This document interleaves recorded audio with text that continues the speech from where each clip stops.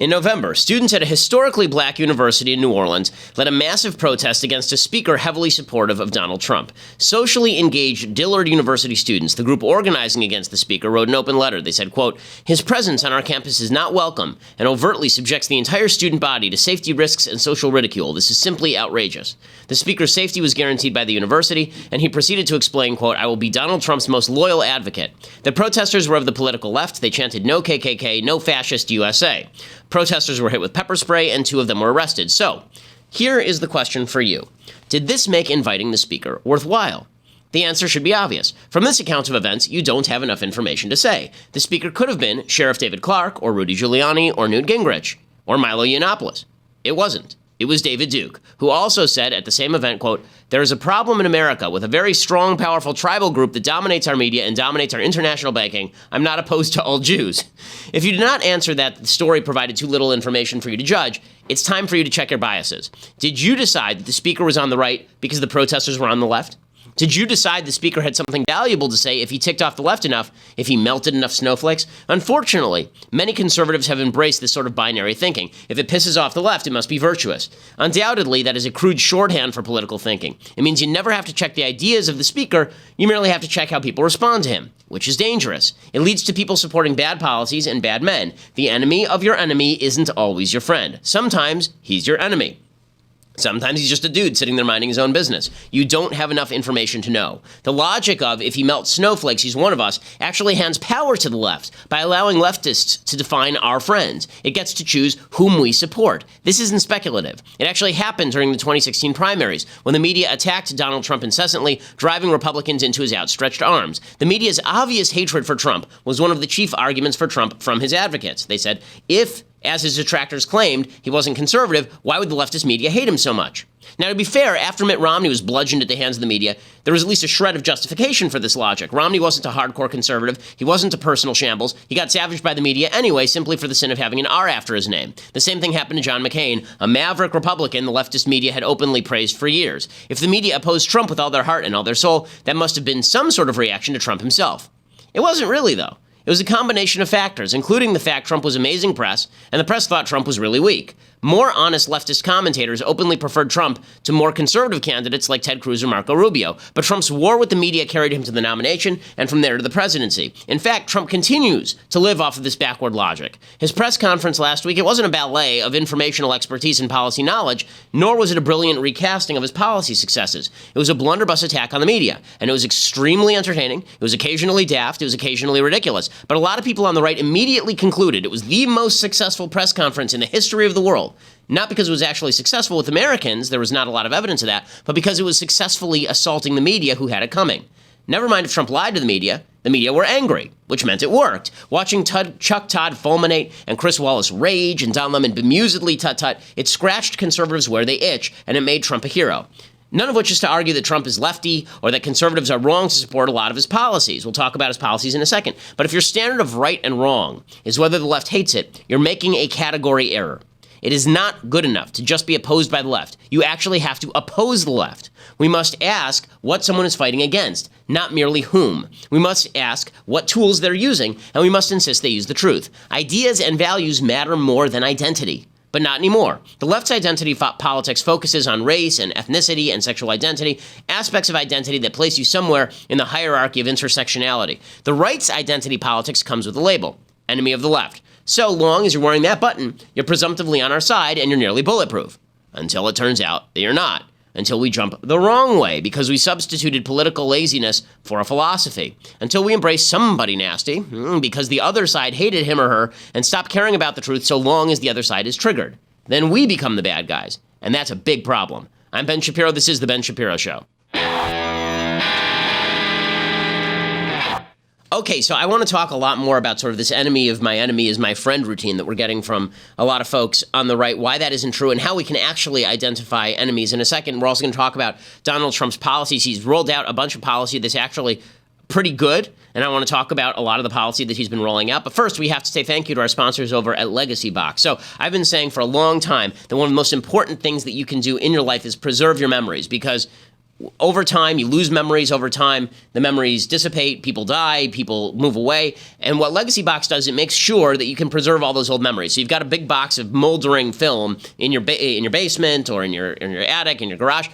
Instead of it just sitting there, you take all that stuff, you pack it up, you ship it off to Legacybox, and they immediately transfer it, they reconstruct it, they transfer it into a DVD, they put it on a thumb drive for you, so now it's all accessible. It's a simple, affordable way to get your recorded moments digitally preserved on DVD or thumb drive. 250,000 families have used them, including my own parents. For a limited time, go to legacybox.com/Ben. You get 40% off your order, which is a pretty major discount. 40% off your order when you go to legacybox.com/Ben. Use the /Ben so they know that we sent you. And again, I think that this is about the best use of your money that there is, because once those memories are gone, they're gone. And if something happens, if your basement floods, if there's a fire, you don't want to be in a position where you lose all those memories just because they were all packed in a box somewhere in the back of the garage and you forgot about it. Much better to have them handy on your computer, on a thumb drive, on a DVD. That's what Legacybox does. Legacybox.com/Ben. And they take really good care of your stuff. Like, they mark it with a barcode so that you know where every piece of the inventory is at all times. They update it online to tell you the progress.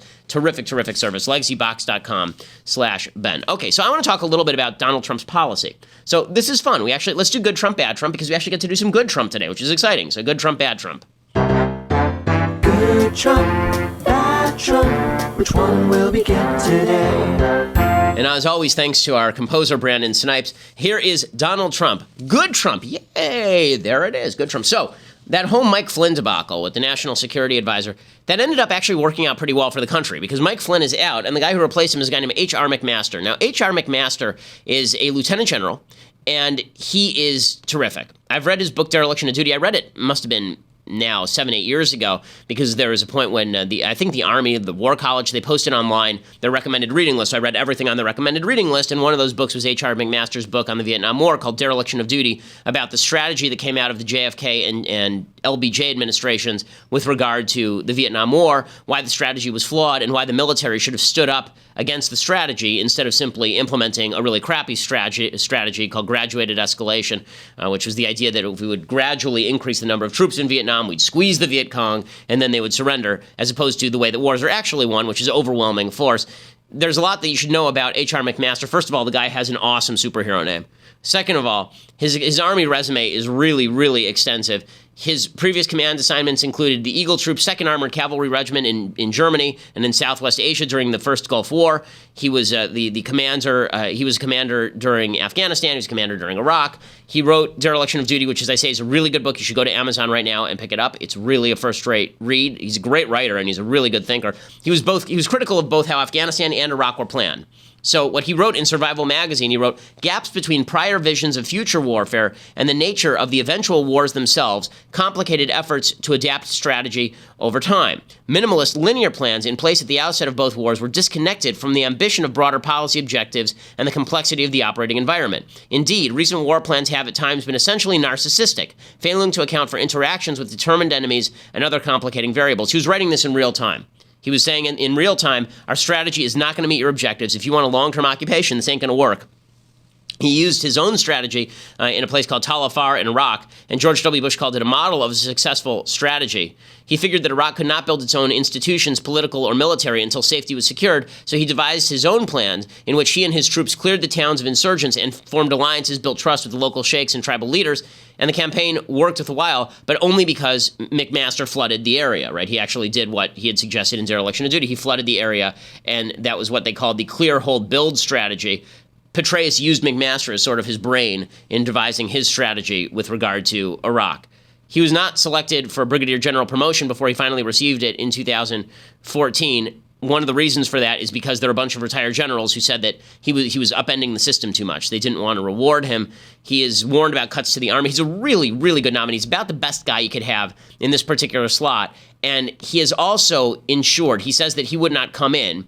He said that he would not join, basically, unless he were guaranteed unless he was guaranteed the picking of his own staff. So this was actually a big issue as Flynn left, was Trump wanted to maintain Flynn's staff, and McMaster came in and said, listen, you want me, you're going to have to let me pick my own guys, which is great. You want people like McMaster surrounding himself with really good people and giving Donald Trump really good advice. So whether Trump takes that advice, we'll find out. But good for Donald Trump for picking McMaster. Really, really good pick there. Other things that are good that Donald Trump is doing. So he's getting a lot of flack today because the White House has now stepped away from the transgender bathroom nonsense that Barack Obama foisted on the nation when he suggested that the federal government was going to cram down on local schools all around the country the idea that people could go to the bathroom basically of their choice, that accommodated the sex with which they identify, not their actual biological sex. Trump has stepped away from that, as well he should. However you stand on the transgender bathroom debate, which is really a silly debate in my opinion,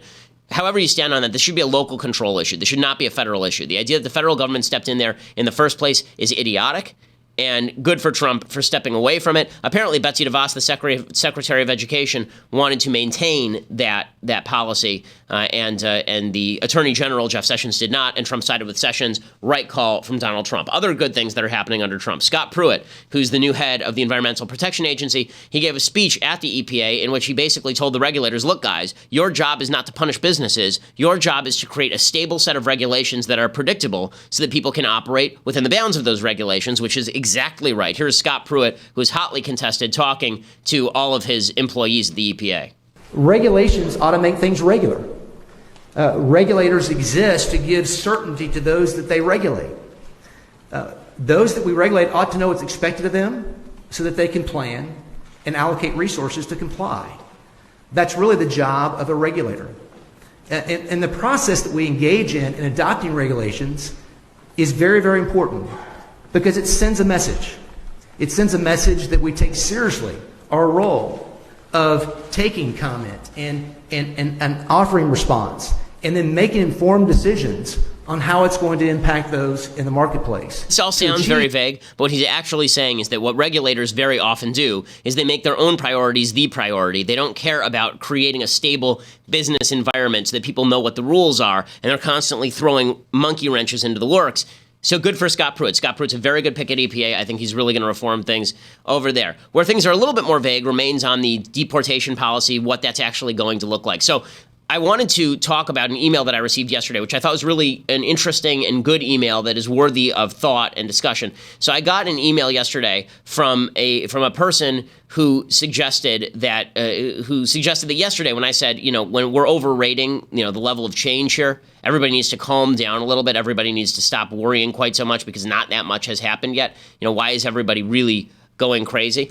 And this immigration lawyer wrote to me, who listens to the program, and he said, well, I think that's a little bit overstated. Like, there are people whose lives have actually changed. And he said, particularly in the immigration sphere. So he's an immigration lawyer. And what he said is that he is, I'm trying to find the exact email now. What he basically said was that there's a lot of vagueness as far as how the immigration plans are being implemented, and that's a problem. That's a problem. Because if you're an immigrant, you're an illegal immigrant, you don't know what to expect tomorrow. You don't know whether you're being deported or whether you're not being deported. The Trump administration has been really vague on this. So they've issued an executive order that basically does say that you don't have to have committed a crime beyond being an illegal immigrant in order to be deported. But then they've also said that they're not going to be in favor of mass deportations. But then they've also arrested people who have come in to report their immigration compliance, to check in with the court, and then these people have been arrested and deported, which has been a problem.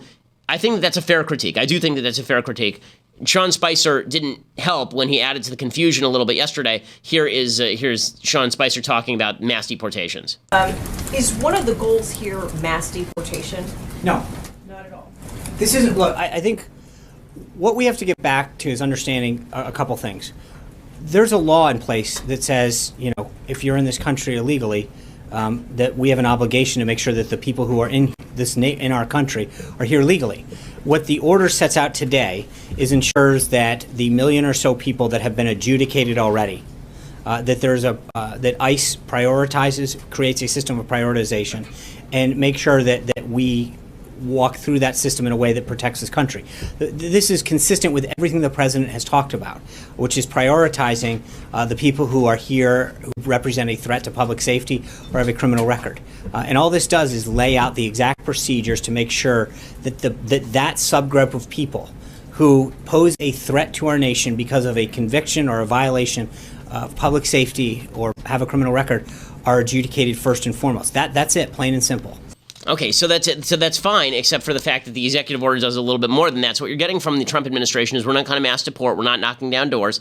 And then what you're getting in terms of the actual policy that's written out is that they have the capacity to do that. A little bit of clarity would be good. I think that it would be good for Ann Coulter's heart rate if we could get a little clarity on what this policy actually looks like, because it's still a little bit vague. We don't know what it looks like. So when I say don't panic yet, I'm not saying that we shouldn't keep an eye on it. I'm saying that we need better definition before we panic. That we need a little bit of the better definition before we panic on any of that. And before we go any further, we have to say thank you to another one of our great sponsors, Blue Apron. So if you're somebody who loves a home-cooked meal, but you don't actually know how to cook, you don't know what you're doing, you don't know what ingredients to get, and every home-cooked meal for you is macaroni and cheese from a box, then you need to talk with our friends over at Blue Apron. Blue Apron is this fantastic, fantastic company where you go to their website, you subscribe basically, and you can buy meals that are shipped to you, but they ship the ingredients to you, and then you cook it yourself. All of the meals take 40 minutes or less to prepare. It's $10 per meal, and we're talking high level stuff. We're talking cashew chicken stir fry with tango mandarins and jasmine rice. I'm talking udon noodle soup with miso and soft-boiled eggs, if I even pronounced that correctly. We're talking about, for the non-Jewish among us, we're talking about roasted pork with apple, walnut, and farro salad. I mean, all of this stuff sounds fantastic. And I know that Andrew Clavin has cooked with Blue Apron. He loves it. I know that a lot of my friends have cooked with Blue Apron. They love it. It is very affordable. They provide variety. It's a new recipe pretty much every day, and they do not repeat recipes over the course of a year. So it's a constant stream of good food. And you never know how much you enjoy food until you eat the same thing every night or until you're on a set schedule with food. One of the wonderful things about Blue Apron is that they rotate all of these meals and everything is super duper fresh. Again, it's for less than $10 per meal per person, and they deliver these seasonal recipes along with those pre-portioned ingredients to make delicious home-cooked meals. They send these fresh, high-quality ingredients direct to your house. Really, really, really good stuff. And it makes mealtime into kind of a celebration of family and food, and that's what it should be. If you go right now to blueapron.com/Shapiro, you get the first 3 meals free, with free shipping, which is a pretty awesome deal. blueapron.com/Shapiro. You will love how good it feels and how good it tastes to create these fantastic home-cooked meals with Blue Apron. Check it out right now, blueapron.com/Shapiro. It's a huge thing in LA. Like, everybody's using Blue Apron now, and they really should, because it's awesome. So blueapron.com/Shapiro to check it out. Okay, so with all of this said, with all of the stuff that Trump is doing, a lot of which is really good, now we have to discuss how we define and how we determine when conservatives should stick with Trump and when they shouldn't stick with Trump. And this is it's very weird. I think that as I said at the beginning, we've fallen into this binary thinking with regard to politicians. If the left hates someone, they must be our friend. The left hates Trump, therefore everything Trump does is good. And that's really silly. And at the same time, there are a lot of people who oppose Trump, and they feel like if you oppose Trump, then that must make you good. That must be a good thing. As I've said before, I don't think it's important whether you oppose Trump or support Trump. I don't think Trump is important. I think that his policies are important. I think the things he says are important because he's president of the United States. And so it's a big mistake to identify your friends and enemies by simply defining a friend who you will always follow no matter what, or defining an enemy you will always go against no matter what, and you'll always assume they're wrong no matter what. That's a big mistake. And I want to talk a little bit more about that, but you're going to have to go over to dailywire.com to hear all of that. Become a subscriber for $8 a month over at dailywire.com. We have a lot of goodies coming. If you become a subscriber right now, the goodie we're giving away is a fictional film called The Arroyo, which you can check out. I think we're doing a live stream of The Arroyo, actually, on Friday on Facebook. So you can check out The Arroyo there. Do we have a trailer for it, actually?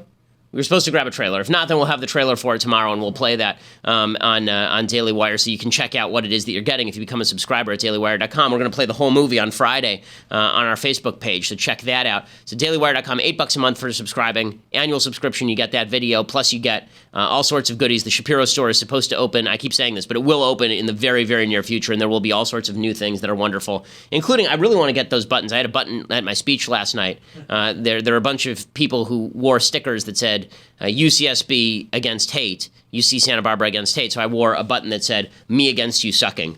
So I think that we'll make some goods like that available to you as well, because you should let all your friends know that you are against them sucking.